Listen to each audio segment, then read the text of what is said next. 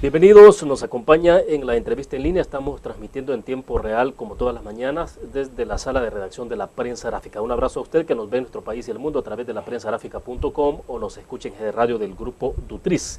Cerramos la primera semana de enero haciendo una reflexión sobre la decisión de los empresarios de buses de suspender el transporte público de pasajeros y de las salidas que se pueden encontrar a esta crisis, así como las sanciones que se impondrá desde el Viceministerio de Transporte. Nos acompaña este día en nuestros estudios Nelson García, Viceministro de Transporte, para conversar sobre las medidas o acciones que se están adoptando al respecto. Viceministro, bienvenido. Gusto. Buenos días, William. Gracias por la invitación y un saludo a todos los amigos y amigas que nos escuchan de cualquier lugar y desearles que este 2013 sea un año de bendiciones. Bueno, perfecto. Viceministro, bueno, para ustedes como ramo comienza bastante complicado el año, ¿no? Con esto del paro parcial en el transporte público de pasajeros. A esta hora del día, Viceministro, ¿cuál es la situación en este viernes? ¿Cuál es el reporte que tiene de si tienen porcentaje de unidades circulando en San Salvador o no, en el interior del país, por ejemplo? Bueno, en lo que hemos tenido en estos eventos desde el 2 de enero es, en primer lugar, la decisión de un grupo minoritario de empresarios de incrementar la tarifa. Quiero decirte que esa decisión prácticamente fue derrotada desde el primer día, después de imponer alrededor de 500 esquelas por incremento de tarifa. Ya el día de ayer solo pudieron poner 6 porque la mayoría normalizaron su tarifa y muchos de ellos lo que decidieron es no trabajar. Y esa es la situación que a partir de ayer estamos viviendo. Ayer eran más o menos 23 rutas, después fueron 28, se ha ido ampliando y hoy por hoy mantenemos el grupo que inició la actividad el día 2, que más o menos andaba alrededor de 50 rutas. Hoy pues tenemos un incremento de 10 rutas más y tenemos en paro más o menos 60 rutas en todo el país, lo que significa más o menos el 4.2% del transporte a nivel nacional, Willy.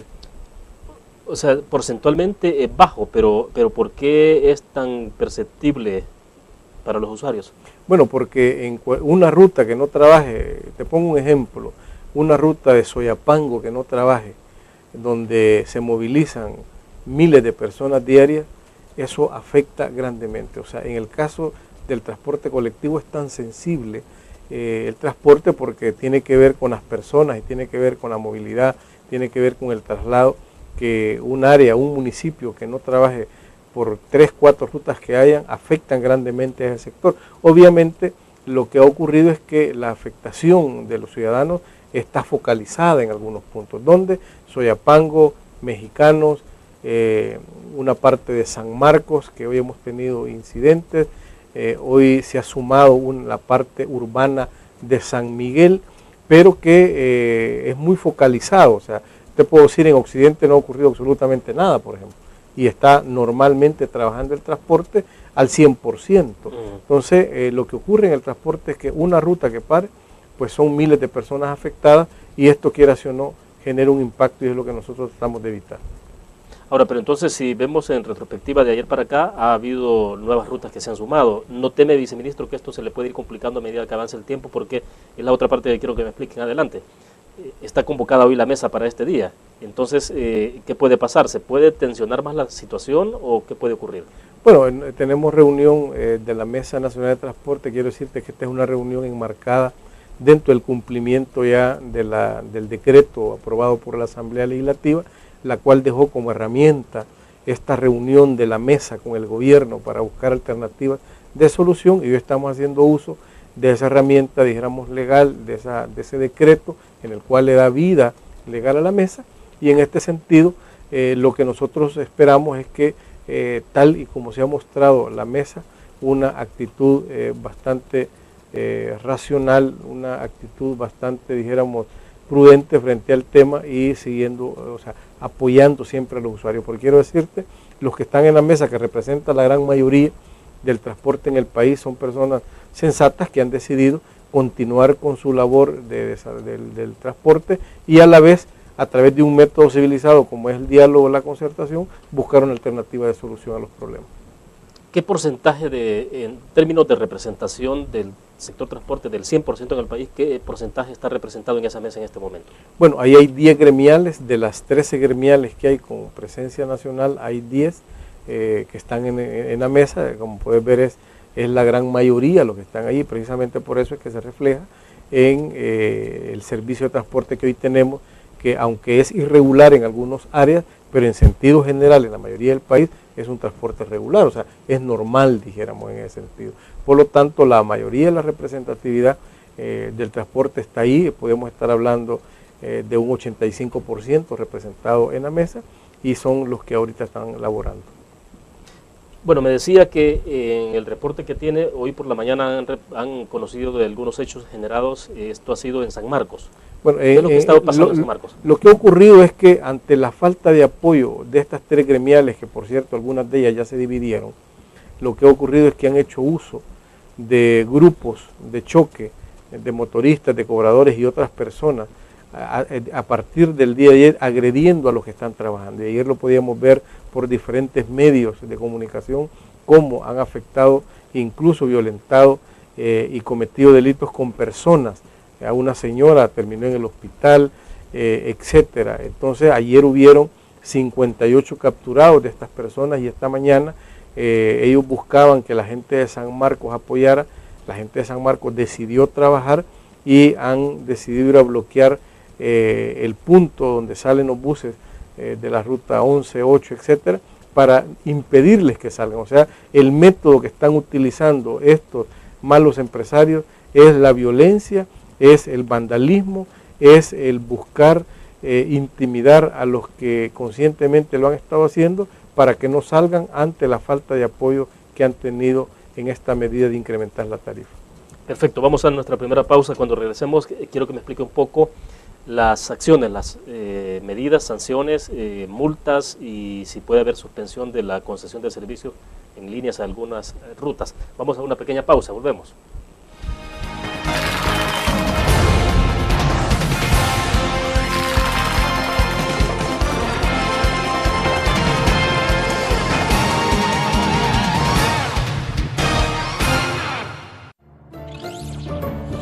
Abrimos las puertas. Ahora el Banco HSBC es Davivienda. Davivienda, una multilatina ahora en El Salvador. Bienvenidos a casa.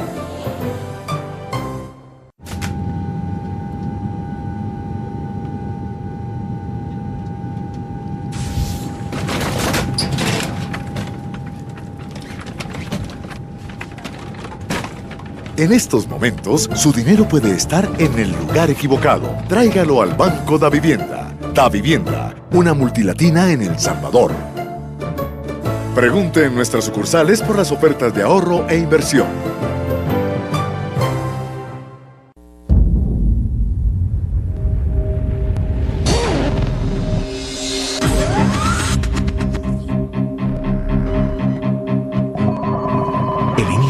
Estrategia financiera desde los negocios y la actividad económica hacia toda Centroamérica. El Economista Regional, una revista especializada donde encuentras el panorama empresarial y los principales movimientos financieros. El Economista, el modelo regional de información económica.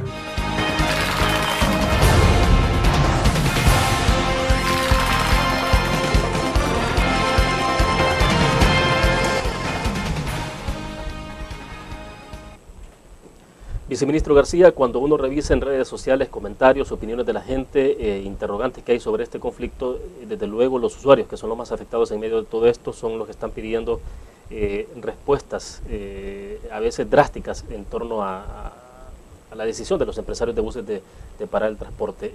¿Cuáles son las medidas entonces que están adoptando ustedes? Bueno, en primer lugar, iniciamos sancionando a todos aquellos que estaban incrementando la tarifa, William. Casi sancionamos alrededor de 500 unidades de transporte el primer día, y el de ayer fueron nada más alrededor de 6, y ahora ninguna.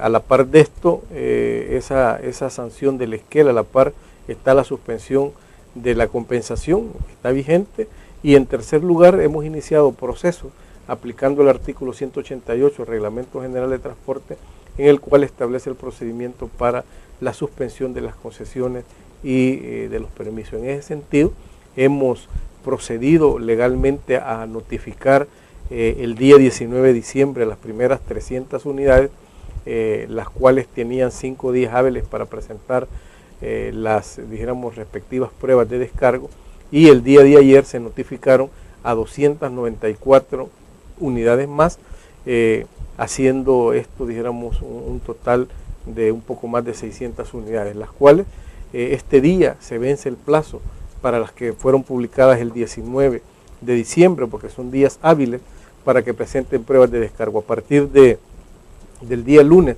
nosotros vamos a empezar a notificar a estas personas ya la resolución y a retirar de inmediato las placas, porque lo que vamos a hacer es que a la par que le damos la resolución donde le cancelamos el permiso o la concesión, la policía y los inspectores del viceministerio van a ir a recoger las placas de esos buses, sus tarjetas de circulación, y prácticamente quedan fuera del sistema. Esto lo vamos a hacer con todos aquellos que violen la ley.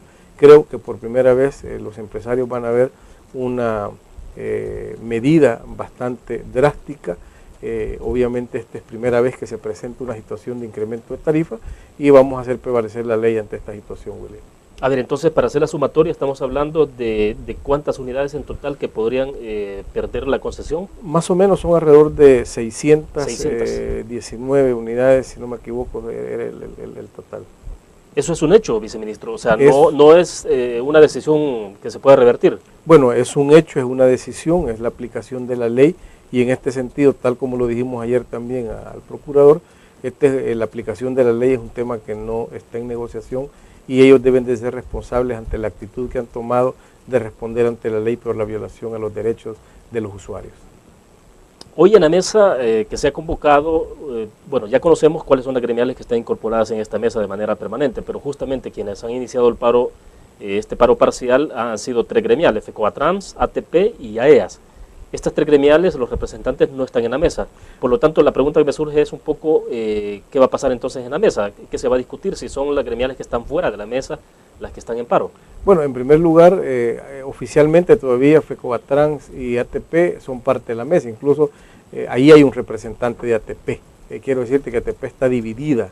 La actitud del presidente ha sido una actitud que no ha sido acompañada por la mayoría de la Junta Directiva y mucho menos de los empresarios, y prácticamente se le ha ido aislando y participa, dijéramos, en la mesa ATP.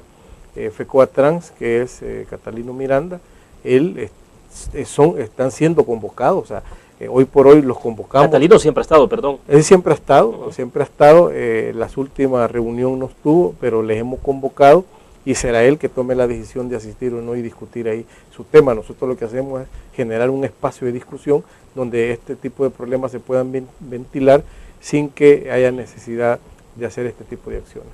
Ahora, fundamentalmente están ellos planteando la posibilidad de que, primero que se les actualice la entrega del subsidio, viceministro. O sea, si hay un atraso en la entrega del subsidio en este momento. ¿Eso es real? Sí, hay un aspecto que es un aspecto legal. Nosotros le hemos explicado dijéramos, parte del subsidio que no se ha entregado, porque hemos entregado el COTRAN como lo hemos recibido íntegramente hasta el mes 100%. De noviembre. El COTRAN se ha entregado el 100%, pero la parte de asignación presupuestaria se agotó porque el decreto aprobado solo llevaba 45 millones y era mucho más que eso. Entonces debe haber una modificación del presupuesto general para incorporar esos fondos, identificar esos fondos, hacer las consultas a Hacienda, a la Asamblea Legislativa, de tal manera de poder tomar, dijéramos, una decisión al respecto. Pero no es un aspecto que depende exclusivamente ni incluso del Ministerio de Hacienda, sino que tiene que ver con una modificación de la ley que la Asamblea debe de realizar. En este sentido, aún cuando esta es parte de las demandas de esta persona, la demanda fundamental era la incrementación de la tarifa.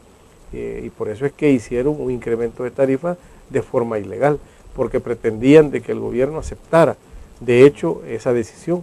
Y nosotros le hemos rechazado, le hemos combatido y le hemos derrotado. Ahora díganos, entiendo que justamente ayer habían planificado entregar un recurso de amparo ante la Corte Suprema de Justicia, y justamente tenía que ver con el tema del subsidio. No lo hicieron ayer, pero lo harán este día.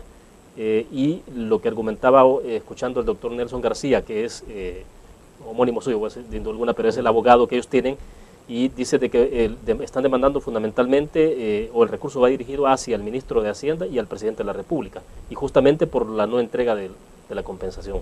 Bueno, ellos tienen, dijéramos, las herramientas legales. Creo de que es correcto utilizar la institucionalidad del Estado, pero lo que no se vale es jugar con la dignidad de los usuarios del transporte, porque creo de que esas acciones ellos están en el derecho de hacerlas. Lo que no pueden hacer es, dijéramos, violentar el derecho de los usuarios, maltratarles como lo han hecho el día de ayer, les han afectado, y creo de que esa es una actitud deplorable que debe ser condenada y también debe ser realmente sancionada, no solo administrativamente por nosotros, sino también incluso por la Fiscalía, que ya ha tomado parte este día, incluso con los requerimientos de estos 58 capturados.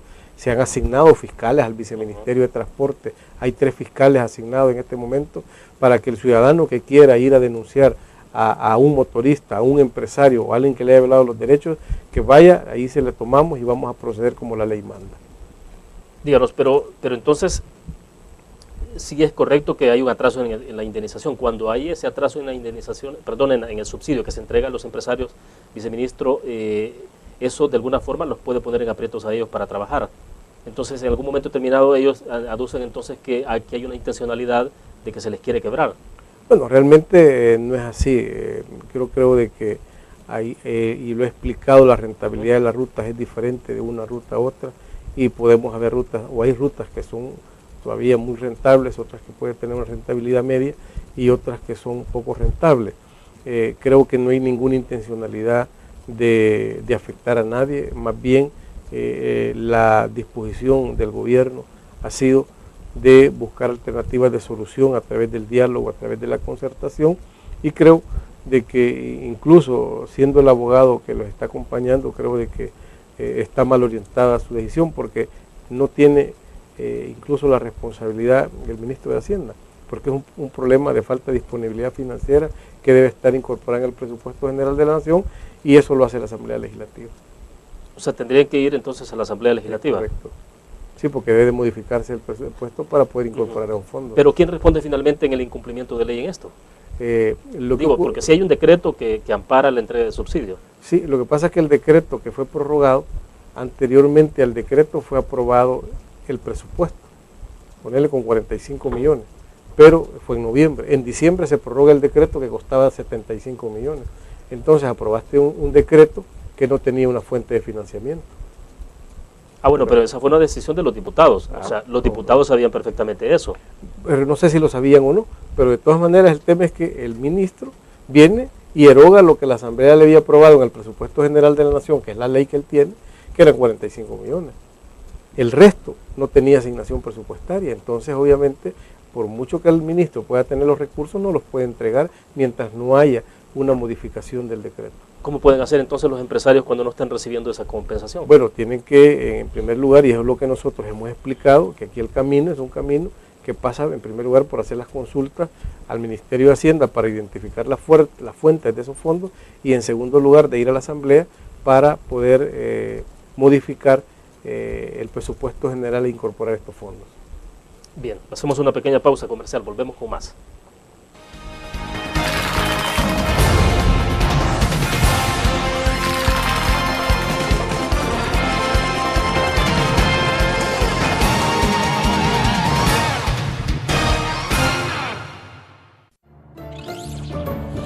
Abrimos las puertas. Ahora el Banco HSBC es Davivienda. Davivienda, una multilatina ahora en El Salvador. Bienvenidos a casa.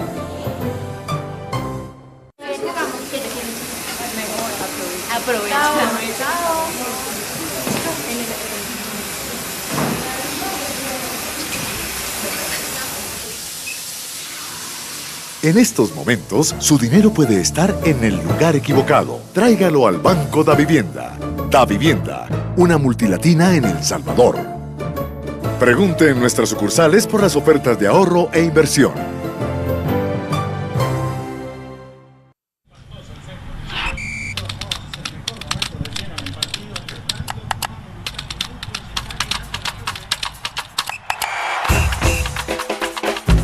La emoción del deporte está en www.elgráfico.com. Ingresa al nuevo escenario deportivo y descubrí toda la pasión del deporte. Fotos, videos, fichas y resultados de las mejores ligas del mundo. Elgráfico.com. Conectados por deporte.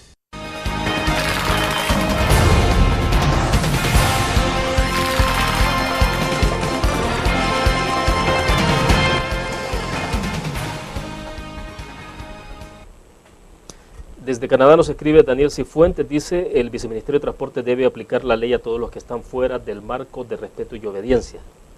Es correcto, yo creo de que la mayoría de ciudadanos se manifiestan porque haya una acción decidida del gobierno, del viceministerio, para poner orden en esto. Yo creo que tiene que ver un poco, William, con toda la experiencia de todos estos años atrás, que al sector de empresarios se le permitió hacer cualquier cosa. Entonces hay como la fijación de muchas personas de que a ellos no se les sanciona, no se les hace nada. Yo quiero decirles que la decisión de nuestro gobierno es que prevalezca el interés común, el interés de los usuarios, que prevalezca la justicia. En este sentido vamos a hacer prevalecer también la ley con aquellos que la violenten, como lo estamos haciendo con estos empresarios que han afectado el derecho de los usuarios. Cuando interviene la Procuraduría para la Defensa de los Derechos Humanos y llama a iniciar un proceso de diálogo, de negociación, de concertación sobre el tema para salir de esta crisis, ¿a qué se están refiriendo? Es decir, ¿qué es lo que se puede negociar, qué es lo que se puede discutir, viceministro? ¿Cuál es el sentido de una posible reunión? Bueno, en el caso de la Procuraduría, ayer precisamente hablábamos con el Procurador para expresar nuestra preocupación porque no, encontrábamos que habían manifestaciones de denuncia a la violación de derechos humanos de los usuarios. Yo creo que la Procuraduría, como el ente encargado de defender los derechos humanos, pues debe de condenar cualquier acción que atente contra los usuarios y usuarias del transporte colectivo. Eso le dijimos. Además de eso le explicamos al Procurador la situación legal de lo que se ha dado por llamar este atraso, aun cuando hemos pagado el COTRAN puntualmente, y en este sentido pues él ha comprendido esta situación. Le hemos pedido de que estas personas con las que él se reunió, que son el grupo de personas que están afectando los intereses de los usuarios, pues les pida que desistan de violar los derechos humanos de los usuarios y que se incorporen a un proceso de diálogo. El día de ayer hicimos un llamado para que llegaran a la mesa, que es el interlocutor que tenemos institucional para poder resolver los problemas, y nosotros todavía lo seguimos haciendo, William. Yo creo de que nuestra responsabilidad es incentivar la búsqueda de soluciones concertadas y dialogadas. Ellos al final tomaron un camino diferente, que era la confrontación, pero que la mayoría de ellos está por el camino de la concertación. Pero entonces, insisto en la pregunta, ¿qué es lo que van a discutir? Bueno, o sea, porque ellos quieren es al final de que se les aumente, que el subsidio se mantenga como se les estaba dando en el pasado, no en los porcentajes que se les dará a partir de este año, y que se les entregue la parte que se ha atrasado.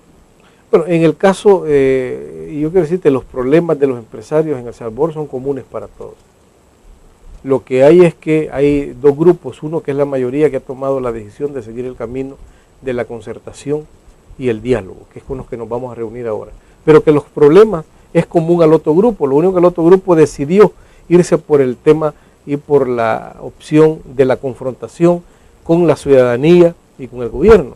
En este sentido, este grupo, ¿verdad?, que fue el que nos reunimos, que es la mayoría, pues tiene los mismos problemas y por lo tanto vamos a buscar discutir esos mismos problemas que tienen que ver con la falta de rentabilidad, que tienen que ver con el tema de subsidio, etcétera, para buscar alternativas de solución. Las soluciones a este grupo van a ser las soluciones también a este otro grupo que ha estado, dijéramos, realizando estas acciones, e incluso algunos de ellos vinculados a temáticas eminentemente políticas y electorales. ¿Ustedes reconocen que hay un problema de rentabilidad? Bueno, hay un problema que tiene que ver con el vaivén de los precios de los combustibles, fundamentalmente, que afecta y que por lo tanto debe de tratarse. Nosotros como gobierno lo que hacemos es que otorgamos un subsidio para que mantengan una tarifa estable y no afecten a la economía de la familia salvadoreña, que es nuestro, dijéramos, nuestra función. Ahora, la función de ellos debe de ser tratar de modernizarse, tratar de ser más eficiente, para tratar de ser más rentable. O sea, la rentabilidad no está solo vinculada al tema de más tarifa o más compensación, está vinculada a la eficiencia empresarial, y por lo tanto, si una empresa quiere ser rentable, debe ser eficiente, y ellos tienen que organizarse y tienen que ser eficientes. Hoy por hoy no hay eficiencia, no hay modernización. Claro, hoy por hoy algunas rutas sí, yo quiero decirte que ahí pero son excepciones. Hay excepciones, hay empresas muy organizadas con economías de escala, compran combustible por mayor, llantas por mayor, reducen costos y aumentan rentabilidad. Pero muchos de ellos son desorganizados, atomizados, individuales, los cuales aumentan los costos de operación, reduce su rentabilidad, y en ese sentido, cuando decimos que hay un problema de rentabilidad, nos referimos también al problema de la eficiencia empresarial del transporte. Viceministro, bueno, tuvimos acá esta semana también a Genaro Ramírez hablando sobre este conflicto. Él habla del Citran, por ejemplo, que al final lo que viene dice es están intentando quebrar al sector, y que es como una estrategia prácticamente la que está planteándose, y que además con la implementación del Citrans 32 rutas quedarán prácticamente fuera de circulación. Bueno, en primer lugar yo quiero decirte de que ese es el manejo perverso político que ha hecho este señor Ramírez, pero también el Partido Arena. Y ayer veíamos expresiones de diputados como Dahuizón y otros, en los cuales decían de qué ser el plan. O sea, al final las ideas y ese planteamiento es un planteamiento que viene de Arena, ¿verdad? Ahora, y nosotros hemos explicado en primer lugar de que el Citran es un proyecto de modernización del transporte, es un nuevo sistema de transporte que el gobierno ha impulsado, no desde ahora, desde 1995, 96, pero hemos sido nosotros los que hemos tomado la decisión de implementarlo. Incluso recordémonos que Norman Quijano lo prometió en una campaña electoral y no lo cumplió. Y entonces frente a este tema lo que están haciendo es un manejo en el que el Citran dicen estamos sacándolos a ellos para que entre una empresa que se llama Alba Petróleo. Ahora, hemos explicado, William, de que la contraparte del Estado para participar y operar el Citran se llaman actuales operadores del transporte, organizados en Cipago, donde por cierto está don Catalino Miranda, están gente de ATP, y que ellos saben, incluso tenían planificado un viaje a Brasil para buscar un apalancamiento financiero con el BNDES para que... Van la otra semana a Brasil. Yo creo que han pospuesto por la situación, a finales de mes van a Brasil para buscar la compra de unidades que van a operar el Citran. O sea, ¿quién va a operar el Citran? Va a ser el gobierno con los actuales operadores. ¿Dónde aparece Alba Petróleo? Aparece en esa mente perversa de algunos diputados de Arena y alguna idea de sacar provecho político de esta situación, pero que en la realidad eso no existe nada. Entonces es un manejo político para afectar al gobierno, para afectar al FMLN y para desvirtuar que en el fondo ellos lo que han pretendido es incrementar la tarifa, ¿verdad? Y no les hemos permitido. A propósito de ese tema, cuando ellos hacen referencia a este intento de que están facilitando condiciones para que ingrese Alba Transporte, por ejemplo, retoman un poco las declaraciones que dijo José Luis Merino, que de hecho se consignaron acá en la prensa gráfica, donde él decía de que van en varias líneas de trabajo a través de Alba, y se mencionaba Alba Trans o Alba Transporte. Yo no conozco Alba Transporte, para serte franco. Yo soy un militante del FMLN, no conozco Alba Transporte. Entonces, por lo tanto, yo creo que puedan haber algunas ideas, algunos proyectos, pero que hoy por hoy, en el caso del Citran, ¿verdad?, que está siendo, dijéramos, trabajado para que tener un nuevo sistema de transporte y que la contraparte del Estado sean los actuales operadores organizados en Cipago, y la condición para estar en Cipago es que sea concesionario el transporte. Eso elimina cualquier posibilidad de que cualquier otra persona que no sea transportista pueda estar ahí.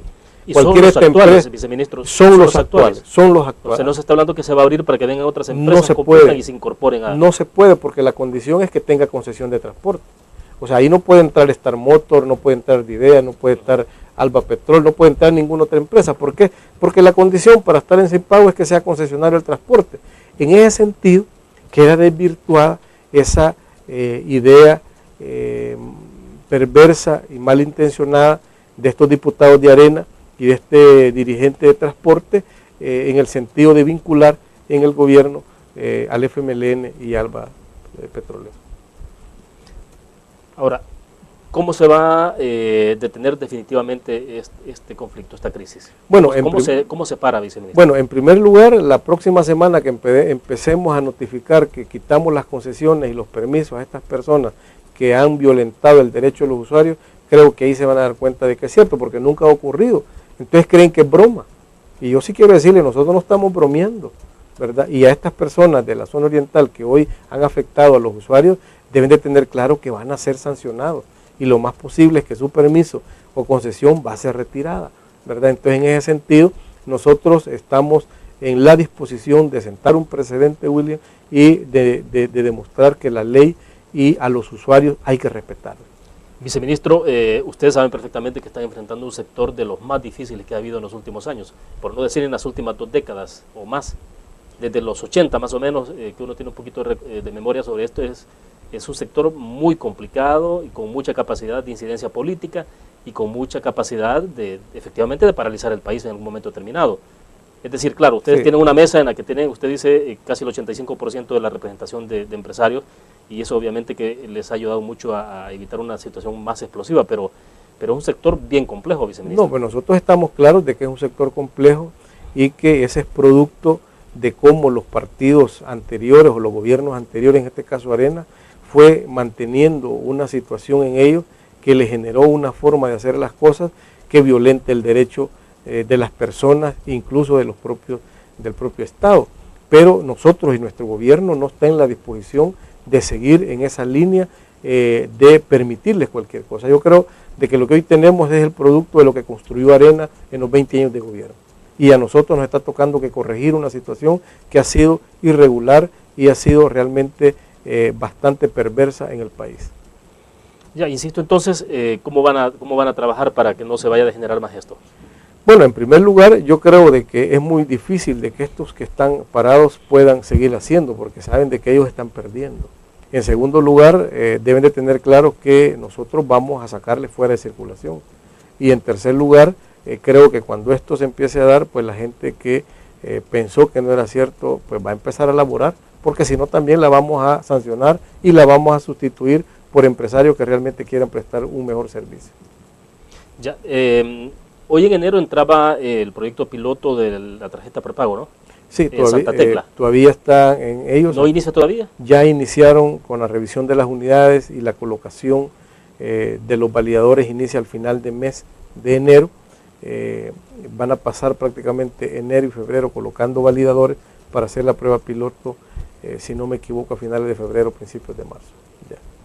¿Qué va a significar esto para el usuario? Bueno, va a significar en primer lugar de que ya no va a utilizar efectivo, sino una tarjeta, y esto va a llevar seguridad. Primero va a evitar los robos de las tarifas a los propios empresarios, va a evitar de que motoristas y cobradores se queden con una parte de la tarifa, va a permitir, y este sistema lleva un botón de pánico, cada unidad que está conectado a un lugar con la policía, para poder denunciar a través del botón de pánico cuando hay un delito en el bus, y esto genere mayor seguridad en el transporte. Además de eso, va a permitir pues tener un control sobre las personas que se transportan en el transporte colectivo, que hoy no se tiene, y por lo tanto va a incrementar la rentabilidad en los empresarios con eficiencia de un sistema de cobro electrónico. Ya, nada de lo que está ocurriendo en este momento va a entorpecer el desarrollo de este proyecto. Nada, William, no tiene nada que ver con eso, es un proyecto aparte, y que obviamente hay ya una legislación que ampara esto, y por lo tanto ya la gente de Santa Tecla sabe y están en la disposición de trabajar, y posteriormente en todo el área metropolitana. Obviamente la normativa establece que quien no asuma el nuevo sistema de recaudo, pues simplemente no va a poder seguir operando. El alcalde Quijano, para cerrar la entrevista, viceministro, porque usted nos pidió, bueno, tiene que retirarse temprano justamente porque va a una reunión, sí, ¿no? A casa presidencial.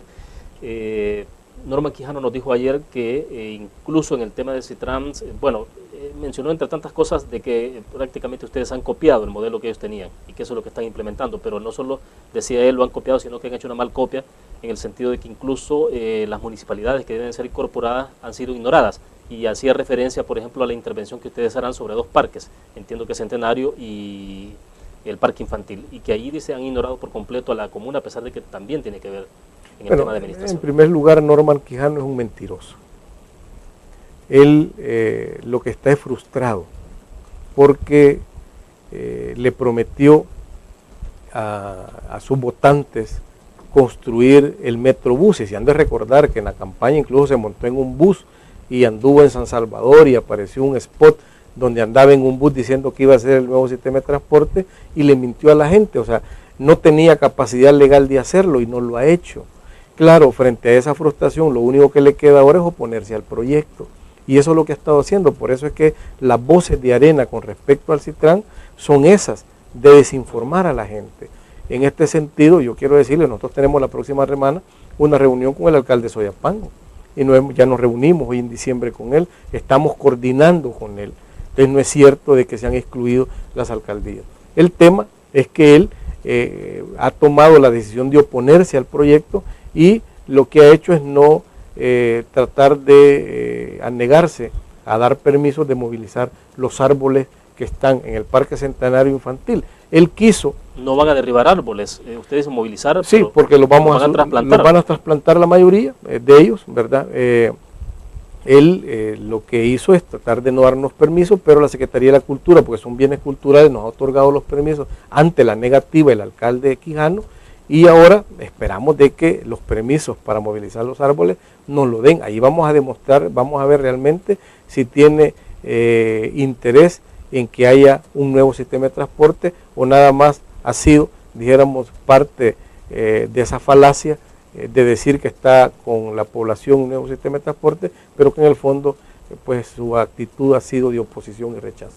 Bueno, viceministro, le agradecemos entonces su participación. Gracias, muy amable. William, muy amable. Bueno, terminamos entonces la entrevista en línea. Gracias a ustedes por su fiel sintonía.